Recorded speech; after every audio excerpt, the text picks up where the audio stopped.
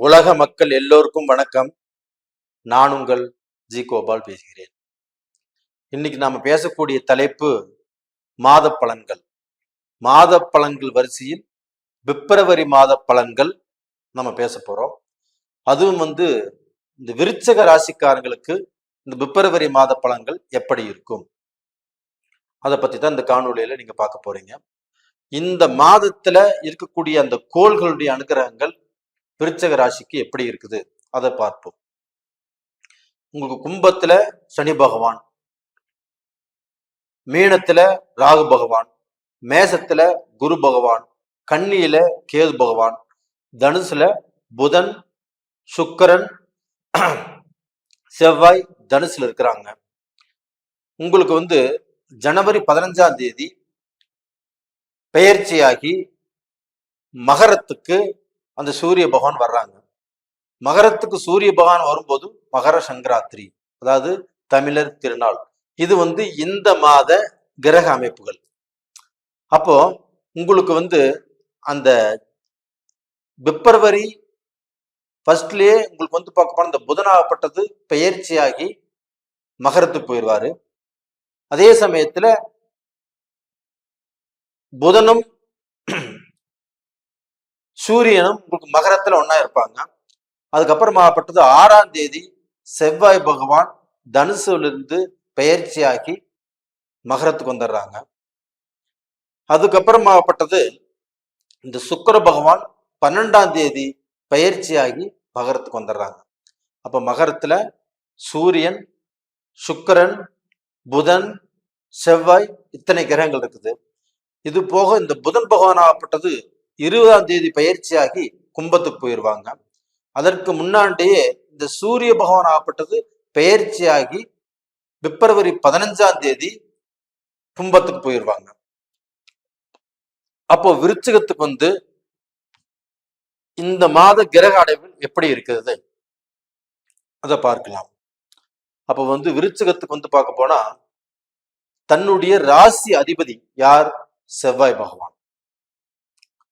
அப்ப அந்த செவ்வாய் பகவான், நான் எப்பவுமே சொல்லியிருக்கிறேன், நம்மளுக்கு பார்க்க போனா எப்பவுமே அந்த ராசி அதிபதிங்கிறது கெட்டு போகக்கூடாது. ஒன்னும் சுப கிரகங்களுடைய பார்வை இருக்கணும், இல்ல அந்த ராசி அதிபதி நின்ன இடம் நல்லா இருக்கணும், அந்த ராசி அதிபதிக்கு வீடு கொடுத்தவர் நல்லா இருக்கணும் அப்படின்னு சொல்லியிருக்கிறேன். ஆனா இப்ப உங்களுடைய ராசி அதிபதி யாருன்னா செவ்வாய் பகவான். அந்த செவ்வாய் பகவான் ஆப்பட்டது உச்ச பலம் வாங்கி சனி பகவானுடைய வீட்டுல இருக்கிறாரு. அப்ப அந்த செவ்வாய் பகவான் ஆகப்பட்டது உச்ச பலம் பெறுவதால் விருச்சக ராசிக்காரங்களாகப்பட்டது கண்டிப்பாக இந்த மாதத்தில் அவங்க பார்க்க போனா ஒரு நல்ல பலனை அனுபவிக்கக்கூடிய அமைப்பு அவங்களுக்கு இருக்குது. அப்ப டோட்டலா பாத்தீங்கன்னா இதற்கு முன்னாண்ட அவங்க எவ்வளவு கஷ்டப்பட்டிருந்தாலும், எவ்வளவு தடைகள் அவங்க வாழ்க்கையில வந்திருந்தாலும், எத்தனை சோதனைகளை அவங்க பார்த்திருந்தாலும், இந்த காலகட்டத்தில் அந்த சோதனையிலிருந்து மீண்டு, அந்த கஷ்டங்களிலிருந்து மீண்டு ஒரு நல்ல ஒரு செயலாக்கம் பண்ணக்கூடிய இடத்துக்கு வந்திருக்கிறாங்க. அப்ப இந்த மாதத்துல பாத்தீங்கன்னா நீங்க எந்த ஐடியா எடுத்தாலும் அந்த ஐடியாவை நன்கு சிந்திச்சு நல்லா யோசனை பண்ணி செய்யக்கூடிய அளவுக்கு உங்களுக்கு வாய்ப்புகள் கிடைக்கும். அந்த ஐடியாவுக்கு உங்களுக்கு வழிகாட்டுறவங்க நல்ல நண்பரா இருப்பாங்க. அவங்க கிட்ட இருந்து வரக்கூடிய அந்த வாய்ப்புகள் உங்களுக்கு நல்லா இருக்கும். அப்ப உங்களுக்கு பார்க்க போனா உங்களால இதற்கு முன்னாண்ட செய்ய முடியாத காரியத்தை செஞ்சு தடைப்பட்ட காரியத்தை இந்த மாதத்தில் நீங்கள் திருப்திகரமாக செஞ்சு அதுல சக்சஸ் ஆகுறீங்க. இது நல்லா இருக்குது. இது போக பார்க்க போனா உங்களுக்கு 7ஆம் இடத்து அதிபதி யாருன்னா சுக்கிர பகவான். உங்களுக்கு 12ஆம் இடத்து அதிபதி சுக்கிர பகவான் தான். அந்த சுக்கிர பகவானுடைய அனுகிரகமாகப்பட்டது 7ஆம் இடத்து அதிபதி உங்களுடைய ராசிக்கு 3ஆம் இடத்துல மகரத்தில் அருமையா இருக்கிறாங்க. அப்ப அந்த உச்சம் பெற்ற செவ்வாயோடு அந்த சுக்கிரன் இருக்கிறதுனால கண்டிப்பாக உங்களுக்கு சுபகாரியங்கள் நல்ல முறையில் நடக்கிறதுக்கு வாய்ப்புகள் இருக்குது. அப்ப அந்த சுபகாரியங்கள் நடக்குதுன்னா அந்த சுபகாரியங்களை ஒரு முறை, இருமுறை, 3 முறைக்கு நல்ல யோசனை பண்ணி ஒரு முடிவெடுக்க வேண்டியது உங்க கையில் தான் இருக்குது. அவசரப்பட்டு முடிவெடுத்தால் அதுல வந்து பார்க்க போனா நீங்க சிக்கலை எதிர்பார்ப்பீர்கள். அப்ப அவசரப்படாமல் நிதானமாக யோசனை பண்ணி முடிவெடுக்கிறவங்க அவங்களுடைய வாழ்க்கை கண்டிப்பா நல்லா இருக்கும். இது போக வந்து பார்க்க போனா விருச்சக ராசியில பிறந்தவங்களுடைய குடும்ப வாழ்க்கை. அப்ப அந்த குடும்பஸ்தானத்தை குரு பார்க்கறாங்க. அந்த குடும்ப ஸ்தானாதிபதியும் உங்களுடைய ராசிக்கு 6ஆம் இடத்துல இருக்கிறாங்க. 6ஆம் இடத்துல இருக்கிறத நீங்க விட்டுருங்க. அந்த குருவுடைய பார்வை குடும்பஸ்தானத்துல படுறதுனால உங்க வாழ்க்கையில இது நாள் வரைக்கும் இருந்த பிரச்சனைகள், குழப்பங்கள் கண்டிப்பாக தீரும். ஒரு நல்ல நிம்மதியான வாழ்க்கையை வாழ்வதற்குண்டான வாய்ப்பு இருக்கிறது. இப்ப அந்த செவ்வாய் பகவான் உச்சம் பெறுவதால் கண்டிப்பாக உங்களுடைய வாழ்க்கையில நீங்க உங்களுக்கு இருக்கக்கூடிய அந்த பிரச்சனைகள் எல்லாத்தையுமே மறந்து அந்த பிரச்சனைகளை பேசி தீர்த்து 3வது மனுஷனால ஒரு பஞ்சாயத்தினால கண்டிப்பாக அந்த பிரச்சனைகள் தீர்ந்து நீங்க நல்லா வாழ போறீங்க. அப்ப இது போக வந்து பார்க்க போனா அந்த சூரியனும் புதனும் உங்களுக்கு வந்து பார்க்க போனா 2 பேரும் சேர்ந்து இருக்கிறதுனால கண்டிப்பாக நீங்க படிச்ச படிப்பு இல்ல வந்து நீங்க ஒரு அரியர்ஸே வச்சிருக்கிறீங்க, அதை எழுதினாலும் பாஸ் பண்ணிடுவீங்க. அப்போ அது போக பாத்தீங்கன்னா நீங்க வந்து இந்த சமயத்துல படிக்கலாம்.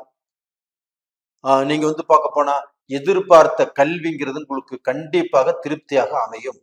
அப்ப அந்த படிப்புனால கண்டிப்பாக நீங்க வெளிநாடு போகலாம், வெளி மாநிலங்களுக்கு போகலாம். இதன் மூலியமாக அந்த படிப்புல ஒரு நல்ல அமைப்புங்கிறது உங்களுக்கு இருக்குது. இது போக இந்த சூரிய பகவானுடைய அனுகிரகங்கள் உங்களுக்கு நல்லா இருக்கிறதுனால அரசு உத்தியோகம், அரசு சம்பந்தப்பட்ட வேலைகள், 2வது அரசியல் வேலைகள், இது எல்லாமே உங்களுக்கு சாதகமாக அமைவதற்கு வாய்ப்புகள் ஏராளமாக இருக்கிறது.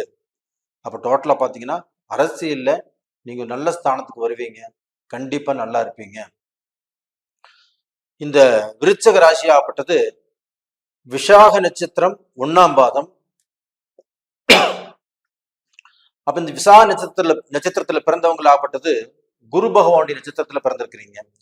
அப்ப அந்த குரு பகவான் ஆகப்பட்டது உங்களுக்கு எந்த ரூபத்திலையும் தடை இல்லை. ஏன்னா வந்து குரு இருக்கிறது 6ஆம் இடமாக இருந்தாலும் அதனுடைய பார்வை ஆகப்பட்டது உங்களுக்கு 2ஆம் இடத்துல விழுகுது.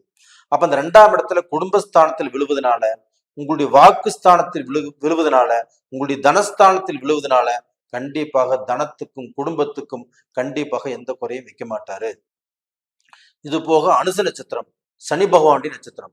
அப்ப அந்த சனி பகவான் ஆகப்பட்டது உங்களுடைய ராசிக்கு 4ஆம் இடத்துல இருக்கிறதுனால அர்த்தாஷ்டம சனி அப்படின்னு நீங்க நினைக்க வேண்டாம். அந்த சனி ஆட்சியாக இருந்து உங்களுக்கு நல்லதுதான் பண்ணுவாரு. உங்களுடைய ஜென்ம ஜாதகத்தில் நடக்கக்கூடிய தசா புத்திகள் ஸ்ட்ராங்காக இருந்துச்சுன்னா இந்த அர்த்தாஷ்டம சனி உங்களை ஒன்றும் பண்ணாது. இது போக கேட்டை நட்சத்திரம் புதன் பகவானுடைய நட்சத்திரம். அப்ப அந்த புதன் பகவான் ஆகப்பட்டது உங்களுக்கு வந்து 11ஆம் இடத்து அதிபதி. அப்ப அந்த 11ஆம் இடத்து அதிபதி ஆகப்பட்டது லாபாதிபதி. அப்ப அந்த ஸ்தானாதிபதி உங்களுக்கு வந்து உச்சம் பெற்ற அந்த செவ்வாயோட அந்த புதன் இணையும் போது கண்டிப்பாக அந்த புதன் நாள் நல்ல நிலைமைக்கு வருவீங்க. உங்களுக்கு வந்து கல்வி நல்லா இருக்கும், உங்களுக்கு வியாபாரம் நல்லா இருக்கும், உங்களுக்கு பிசினஸ் நல்லா இருக்கும். இது எல்லாமே நல்லா இருக்குது. அப்ப டோட்டலா பாத்தீங்கன்னா உங்களுடைய வாழ்க்கையில இந்த இந்த பீரியட்ல இந்த காலகட்டத்துல நீங்கள் செய்யக்கூடிய செயல்கள் ஆகப்பட்டது நல்லா இருக்கும். ஆனா எதை நீங்கள் செய்தாலும் கொஞ்சம் யோசனை பண்ணி செய்யுங்க. ஒரு பிசினஸ்ல கேபிட்டலே போட்டீங்கனாலும் யோசனை பண்ணி போடுங்க. ஒரு பிசினஸ் ஸ்டார்ட் பண்ற மாதிரி இருந்தாலும் கொஞ்சம் ஸ்டார்ட் பண்ணி செய்யுங்க. இந்த மாதத்துல வந்து பார்க்க போனா உங்களுக்கு 60% 70% பலன் தான் இருக்குது. அடுத்த மாசம் ஆகப்பட்டது உங்களுக்கு வந்து இந்த கிரகங்கள் மாறும்போது இன்னுமே உங்களுக்கு அந்த பலன் ஆகப்பட்டது சேர்த்து வரும். இது போக உங்களுடைய ஜென்ம ஜாதகத்தில் நடக்கக்கூடிய தசாபுத்திகள் உங்களுக்கு சாதகமாக இருந்துச்சுன்னா கண்டிப்பா நல்லா இருப்பீங்க. அதனாலதான் உங்களுக்கு நடக்கக்கூடிய தசாபுத்திகள் உங்களுக்கு சாதகமா பாதகமானு தெரிஞ்சுக்கிறதுக்கு கீழே 2 போன் நம்பர் கொடுத்துருக்குறோம். கான்டாக்ட் பண்ணுங்க, வாட்ஸ்அப் பண்ணுங்க. நேயர்களே, உங்களிடமிருந்து விடைபெறுவது உங்களின் ஜி கோபால். நன்றி, வணக்கம்.